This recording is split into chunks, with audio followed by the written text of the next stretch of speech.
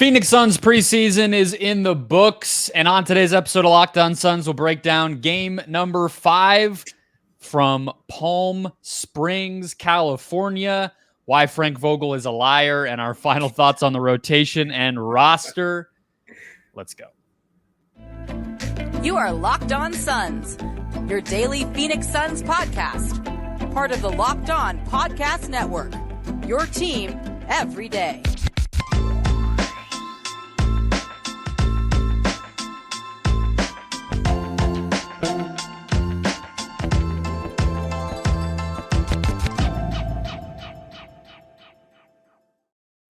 And we're back. This is Locked On Phoenix Suns. We're part of the Locked On Podcast Network. I'm your host, Brendon Kleen, a credentialed media member covering the Suns for the past 7 seasons, a writer at Suns.com, and the host of the Just Basketball Show wherever you get your podcast. Thank you for making Locked On Suns your first listen to close out the week. Happy Friday. Preseason is in the books. The regular season is 4 days away. The Phoenix Suns tip off to start the NBA season shortly.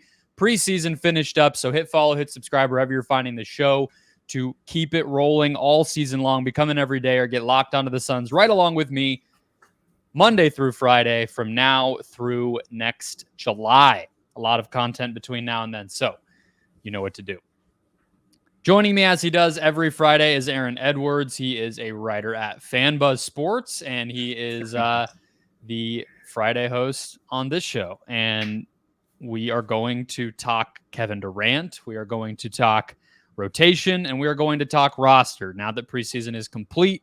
This episode is brought to you by the FanDuel Sportsbook, official sportsbook of the Locked On Podcast Network. Make every moment more by visiting FanDuel. New customers bet $5 and get $200 in bonus bets guaranteed when you visit FanDuel.com/lockedon and get started. More from them later on. We are recording this before the final buzzer has sounded, but we saw the competitive portion of this game, Aaron, and we thought we were in for a treat. We thought everybody was playing. The Lakers held up their side of that bargain. The Suns woke up on Thursday and said, never mind. Devin Booker did not play. Bradley Beal did not play. And even Durant did not actually play into the third quarter, which was also specifically said would happen. So not quite the competition we thought we would get, but the Lakers, their guys played, and the Suns put out a version of a lineup that, look, we probably could see in a game or two this season, even with a couple of their star players out. So what were your observations on the game, the matchup, Durant's performance, just the big picture kind of tune-up that we saw on Thursday night? I kind of knew KD was going to be aggressive, because obviously he was our main dude on the floor, but it were moments when he took the LeBron being on the floor thing personal. He just can't not do it sometimes. LeBron hit a 3, and I said it. I was like, he's gonna come down and shoot. He just can't get it out of his system, and he went down and hit a mid-range right after because LeBron did it. So you can tell, even though it was still a tune-up game and all that, he was still trying to put on a show for the fans. And that was not my main takeaway, but I like to just see that KD still knows the moment, and he still does wants to put on a show when he can. But my main thing was just Nurk against athletic bigs. We're gonna have to deal with that. I know Anthony Davis doesn't like playing center, but in games like this, if a series like this happens, he's gonna have to. And yeah, I think Nurk against bigs that can move their feet, who are athletic and who are just gonna stand right by him and block his shot and do all that stuff. I think that's going to be the tougher part, especially on the pick and roll and stuff like that. It was a very Nurkic game, I think. 1 of 11, and I'm not going to that's obviously not his typical thing, but it's just some missed bunnies and layups and all the stuff Portland fans warned us was there for him. Yeah. But the part about his defense, I think, is more important. And at on one hand, it's 5 fouls is not great, and that's going to probably continue to be an issue, and that's just what happens when you can't guard somebody, is you end up fouling them. But if Davis can't make jumpers, it's not that big of an issue, if he's not able to really face up and spread the Suns out and pull Nurkic to the perimeter, then you can live with 7 free throw attempts for him and, making a bunch of stuff around the basket. That's what the Lakers offense feasted on last year. And there's a reason why it made headlines. And I think Darvin Ham was right in the whole should KD or AD take more threes thing that kind of took over the internet last week. Like, yeah, he should, because the year they won the title, he did that and made them. And that's a big part of why their offense works. So if he's not able to do that and punish you, then Nurkic can foul him all he wants. And you just kind of live with it and you get yours on the other end. And that brings us to Durant, who you mentioned. That was my takeaway from this one, is I just kind of sat back and enjoyed Durant going to work. Like, it just some of the shots where it's like, it's just crazy. Honestly, I'm still feeling like I'm getting used to the fact that this is just going to be a nightly thing for us this year. Like that still hasn't sunk in. It felt like it was like a rental for the playoffs. Yeah, he's starting the season with us. So now it's like KD is on the Suns. So I think that was probably like the weirdest part for me too. It's like he's on this team. He's doing preseason stuff here. Like, he's starting opening day here. He's on this team now. So yeah, like that's the craziest part, is KD's on this team. And there are going to be points when it's the other way. You're going to be like, Beal had 32? Like, what was that? And that's going to be even like crazier. My wife was in the room for this game, which I don't think she's been in there when the TV's been on any of the preseason games. And she was like, I know who none of these people are. And I was like, yeah, you shouldn't know who any of these people are. But Beal came up. I was like, do you know who the guy in the pink hat is at least? And she's like, I have no idea who that is. I'm like, all right, well, you have to learn his name. But she's like, I know who Kevin Durant is, whatever. I'm like, that's kind of what it's like. But at least from the Durant standpoint, that settling in, it feels like the rental pitchers that you see in baseball, where it's like Zach Greinke or Max Scherzer. They always end up on the Dodgers. It's just like they pitch like a no-hitter in the playoffs out of nowhere, and then they just go to some other team that pays them. It feels a little like that, except they didn't leave. Durant actually is still on the team. Him and LeBron never guarded each other, though. That was probably the part that I didn't like the most, is like, you guys haven't played each other in years. Just do it once. We don't want that much. We're pretty simple. And they didn't do it one time. That was the part I didn't like. There was one moment where Durant made LeBron laugh at the free throw line, and I really wonder what was said there. I want to be a fly, I guess not on the wall, like a fly just on the backboard. I don't know what the phrase would be. Yeah. But as far as guarding him, and that's where I was going with it a second ago, is just some of the shots where it's one thing to say like, oh, he can shoot over a double team, right? Okay. Like, plenty of guys can do that. He's not even fazed by a double team. No, some of the he had time. a couple bunnies over Reeves that he missed, and you could tell he was like, "Why is he on me?" kind of thing. And he started the game with Reeves on him, and you can just tell KD was like, "Oh, all right, like this is gonna be kind of cool." And he missed a couple bunnies, but then he got going. I mean, whether it was Nurkic or Kogi or any of the non-shooters that they put out there, Durant was like, "Okay, like send the help." He would dribble toward it and then just pull up, and it's like it's a good balancing of reminding yourself that there are limitations of this Suns team, and the Nurkic versus Davis stuff is obviously going to matter, and whatever you want to point to, but there's just going to be so many possessions like that where it's like the other team's on an 8-0 run. One of these guys just dribbles a couple times and steadies everything out with the shot. And like that can seem very simplistic, but that's why you build a team this way. Yeah, I think just the ability to stop the bleeding with this, like with any of the dudes that we're going to have out there. And like Grayson, he missed some open shots. Eric Gordon missed open shots. I think it was just a lot of missed open shots too. And that was our backup cards. So when it comes to our starters, I think just the ability to stop the bleeding, I don't think at any point all of them are going to be off the floor. I don't think that's how Vogel gets down. Like, we do have great scorers to come off the bench, or decent at least, but I don't think at any point he's just going to have KD, Beal, and Book sitting down. But if he does do that, like, I think if somebody just like rips off a quick 6, he has the ability to send Beal out there and be like, all right, stop this. Like, go get a bucket. Like, I think we never had that before, because Book would play hole first, sit half the second, and then we just have to hold on for dear life. And I think not having to do that is the bigger part of this. Like, we can always have the ability to stop the bleeding if somebody's going on a run. So we talked about Vogel being a liar in terms of saying these stars were going to play. And then he did say, I think during the pregame media availability, like he had conversations with those guys. Maybe he just spoke a little too soon and then did the right thing, in my opinion, and let the athlete kind of dictate it, which I think is was going to happen. So smart. Yeah, so that's fine. But let's jump to the rotation because I want to give Vogel some credit for honesty with this stuff, and we can dive into who played today, who we expect to play when the season tips off next week, and kind of what Vogel's looking for within all of that. We'll do that next. First, today's show brought to you by the FanDuel Sportsbook. Snap into action this NFL season with FanDuel, America's #1 sportsbook.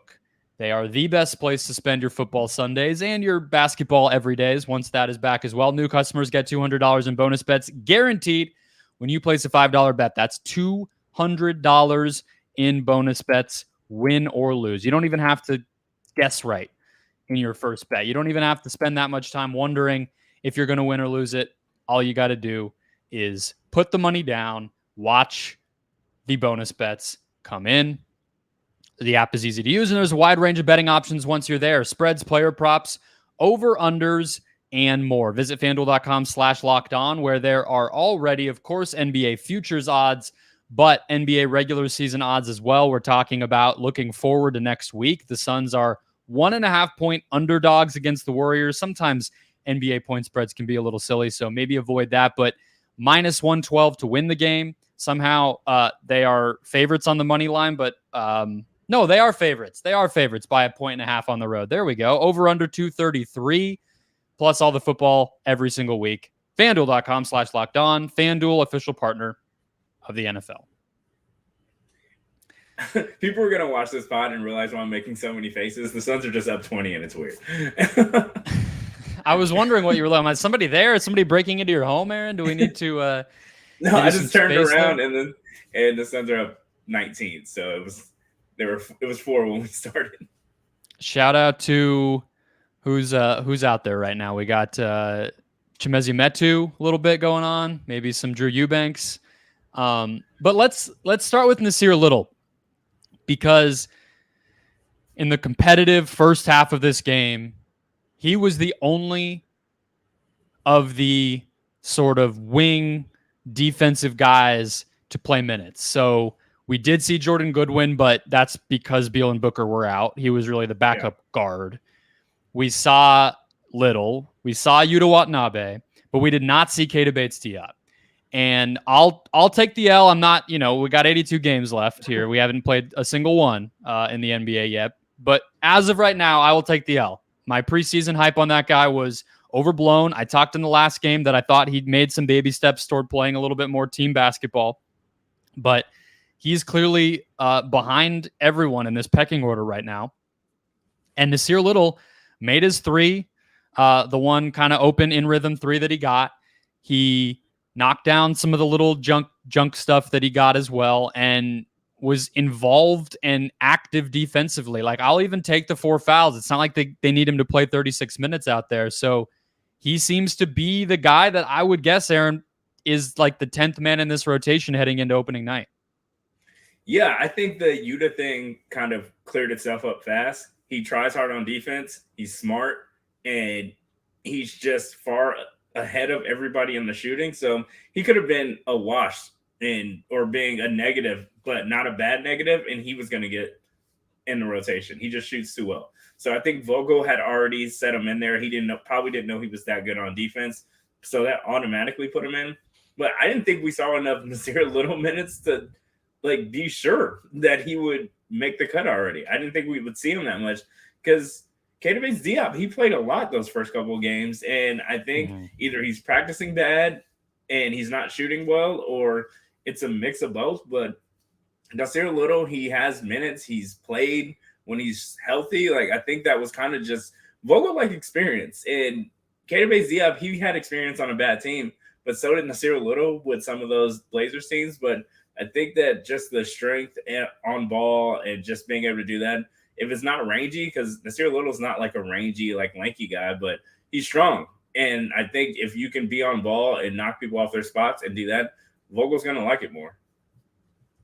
It seems that way. I mean, I think, too, it's just sort of embracing your role, too. It's I don't think Keita is selfish. I'm not trying to paint him as some sort of awful player, but when you're on a bad team, you probably have bad habits, even if it is pop. Like you're in a bunch of bad losing games, and you kind of get to jack up kind of shots that you probably wouldn't be allowed to on a better team. So he probably just has to get out of that kind of that stuff, and just stop some of the bad habits, but also be immediately ready to make the right decision. And I think that's especially on offense where it can't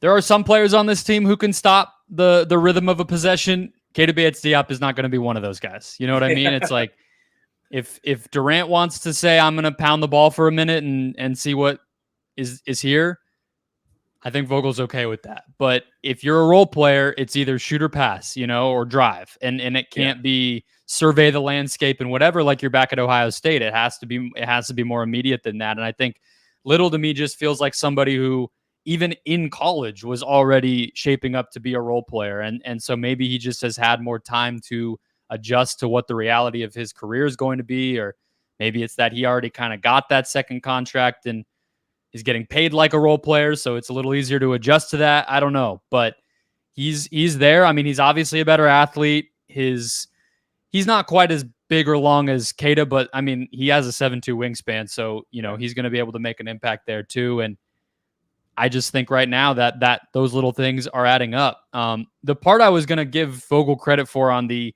honesty standpoint was on two guys who we can hit.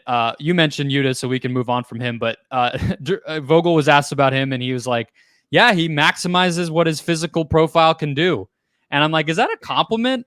I don't know if it's nice to say, like, yeah, he's not a great athlete, but, like, he tries. But, I mean, look, it's a coach being honest. I can't fault him. And then with Goodwin, who I think is worth hitting on, I don't think he's in the rotation right now. Again, I think he played in the first half tonight just because they needed guards. I don't think you're going to, like, they played Okogie and Goodwin together. I'll tell you right now, that's not going to happen in the regular season. And it was the thing I texted you during the game, which is Vogel was very clear that, yes, the 6 steals against Denver on Tuesday or Portland on Tuesday were nice, but he also had like 5 or 6 fouls.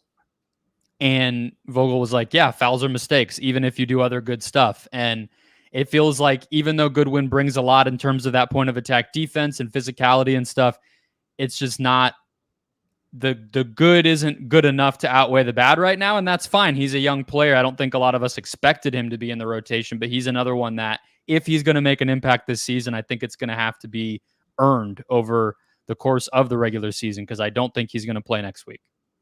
Yeah, I think Vogel, he looks at the full scale of defense, and fouling a lot is, I mean, Kerr's not even a defensive coach. And with the Warriors, he hates a lot of fouls. Like 2 years ago when they were fouling a lot before they won the finals, he mentioned it all the time because he just doesn't like fouls. And I think Vogel's kind of part of like that same crew of guys that you can be great on ball and all that, but if you foul a lot, you just can't get the minutes. And I actually respect that. Like, steals don't only equal a couple points sometimes, but if you are giving up fouls and you're putting us in the bonus early, that just ruins the whole flow of the game. And yeah, like, he's aggressive and I like the 6 steals part, but if you have the other team in the bonus, it just ruins everything.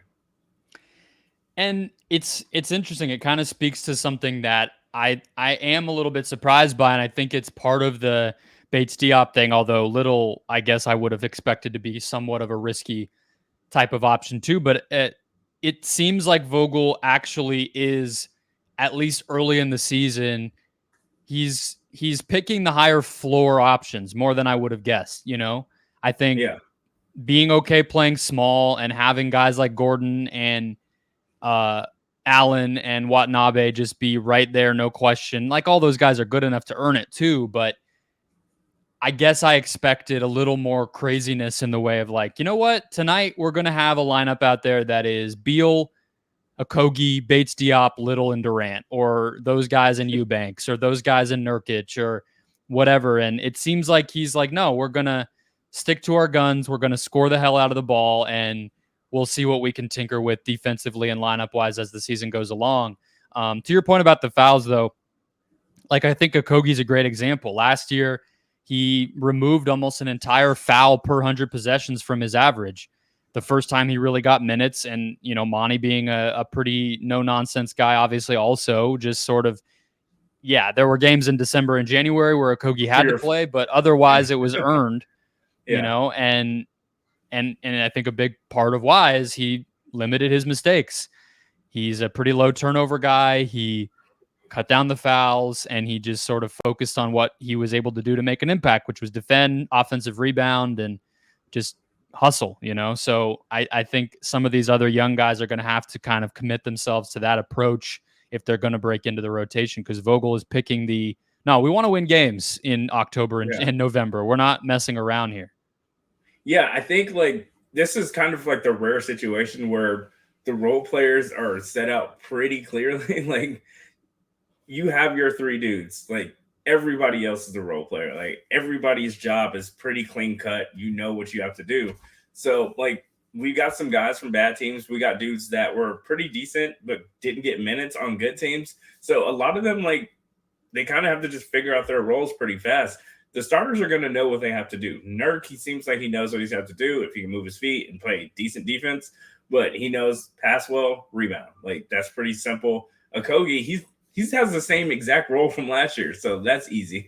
I think that the starters are going to be clear. I think the other guys, they're going to have to figure out their role in these lineups with some of the stars every once in a while. That's probably going to be the toughest part.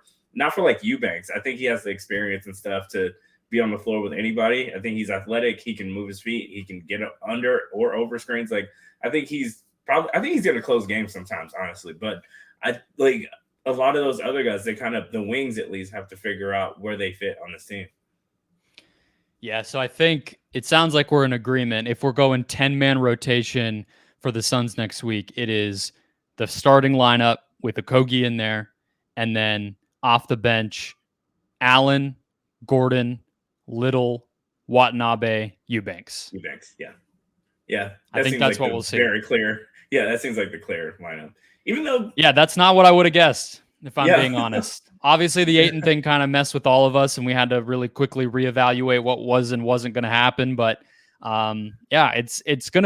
it's solid. I think it's workable, but it's just a little different in a couple ways than I maybe would have anticipated. I think there were people initially with not understanding just how good Grayson Allen had been who were like, is this guy going to play?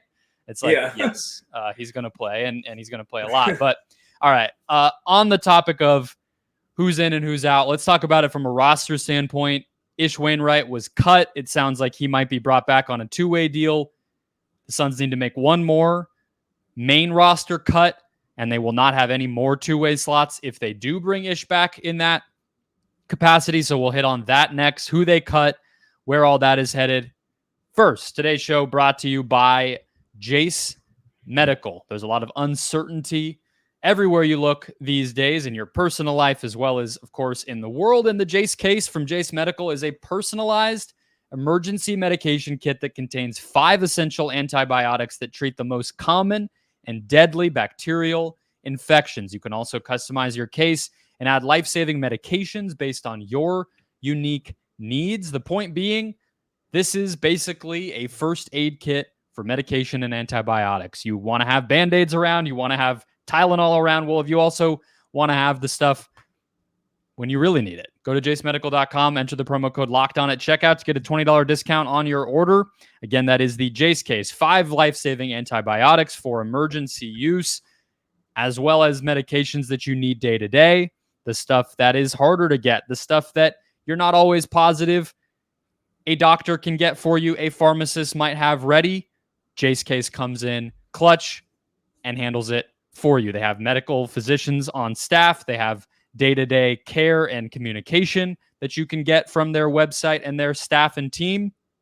And of course, they have the antibiotics and medications to put in your hands and give you the peace of mind. Again, that's jacemedical.com. Promo code LOCKEDON at checkout for a $20 discount on your order. Promo code LOCKEDON at jasemedical.com. Closing out the show, let's talk Ish Wainright really quick. Aaron, I think last week was when we talked about some of this in terms of predicting what would happen. Ish Wainright has not been able to appear in a preseason game, and it felt like this was coming. I didn't have time once we heard this to do a deep dive on two-way contracts, but once Vogel said they're going to bring him back, it's pretty obvious that would have to be how. So, okay, that means Azubuike, Sabin Lee, and Ish Wainright will be the Suns' 3 two-way players. That's a new rule in the NBA this year. You can have 3. You used to only be able to have 2 of those. So there you go. Do you still feel like it's Damian Lee, the other cut here? Or did Keon Johnson kind of playing a little up and down make you feel like it might be him after all? Yeah, I think it's going to be Keon Johnson. Plus, we have so many guards now, which I never thought would be a sentence I'd say. But I think we have like so many guards that it kind of has to be him. And I know Suns fans love this person and everyone loves a project. But how long can you be a project? I would say it's Bol. I just don't get it. Let's talk about this, actually. Maybe I will. Okay. You're the right person to have this conversation with, because I didn't want to do it solo. That's not fun. But you want to split the hate that we're gonna get? No, well, sure, maybe. No, I feel bad for the guy. It's awkward in there. Like on Tuesday, there was a chant to bring him into the game. He's like a kid. Like, I mean, he's not that much younger than me at this point, I guess. Yeah. But he's for a while.